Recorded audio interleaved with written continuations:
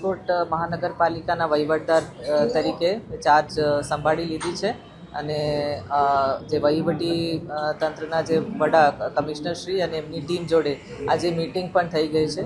ખૂબ સારી રીતે અહીંયા કામગીરી જનતા માટે આ તબક્કે જ્યારે ચૂંટાયેલ બોડી નથી એ બધાના સહકારથી ખૂબ સારી રીતે આપણે કરી શકશું રાજકોટની જનતા માટે.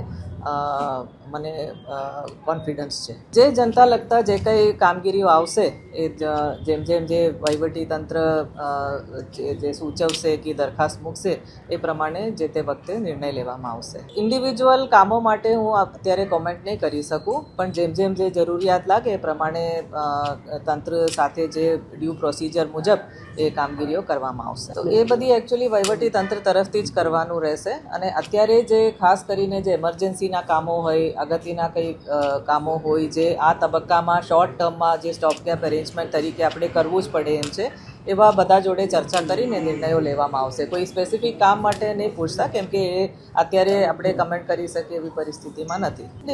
જે બેસિક પબ્લિક યુટિલિટીઝ જે છે, આપણે પાણીની સેવાઓ, રોડ રસ્તાઓ છે, સફાઈ છે, એ બધી જે ઇમ્પોર્ટન્ટ પબ્લિક સર્વિસીસ છે, જનતાને કંઈ જે અસુવિધા ના થાય એના માટે અમે પૂર્વ ધ્યાન રાખશું. ત્યારે પણ અને આજે પણ ખૂબ સારી રીતે, આજે તો હું શહેરી વિકાસ વિભાગમાં પણ છું અને રાજકોટ કોર્પોરેશનમાં જે કમિશનરની એમની ટીમ જે કામ કરે છે હું ડેઇલી જોઉં છું ત્યાંથી, અને ખૂબ સારી રીતે અને ખૂબ સિન્સિયરલી અહીંયા કામ થઈ રહ્યું છે અને મને ખૂબ કોન્ફિડન્સ છે આ રીતે જ આ તબક્કામાં પણ કામગીરી એ રીતે પબ્લિકને સાથે રાખીને, બધા સાથે રાખીને ચાલશે.